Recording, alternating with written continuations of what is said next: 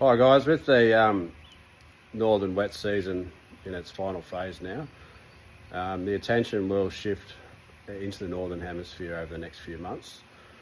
And this will be something that I will be posting information about over the next few weeks and few months ahead publicly. And this will be focused around the development of tropical cyclones, commonly known as hurricanes and typhoons in the Northern Hemisphere.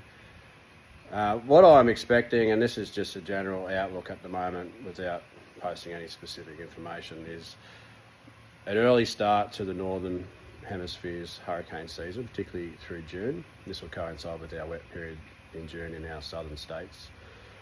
And with this, we'll see something similar to what we experienced in the end of 2024 in Australia, where we saw a very wet December, followed by a dry break of activity through January. So we should see something similar like that through the Northern Hemisphere, where we see some major hurricanes very early in the season, followed by a bit of a lull in activity through to possibly late July, early August, but with some more severe weather, mostly through September.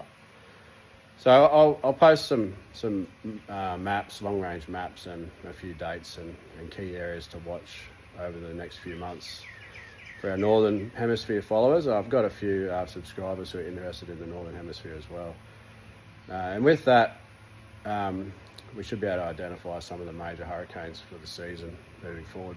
Over the past few years, I've accurately forecast things like Hurricane Ian and other few major hurricanes, with 3 to 6 months advanced timing on those, similar to what we're doing here in Australia. And this is the foundation of my study, studying what actually causes these events to occur and the mechanisms behind that. And because we have differing perspectives on what generates the weather, we're able to forecast weather ahead of traditional means for this reason. So with the Australian season now winding up, we do have a couple of events on the horizon before we do see the shift to the northern season, and that is a late system for the west coast, for the Pilbara, possibly south to about the Midwest. And that's due around mid-April. And then there's a final signal for the northeast Queensland coast around late week 3 into week 4, which is more of a trough, which can possibly bring rain down to the Wide Bay. So there's still a little bit of activity for the Australian tropics before we shift into our cooler season. And then obviously the peak rain period nationally will be through June, and that'll coincide with early hurricane events in the Northern Hemisphere.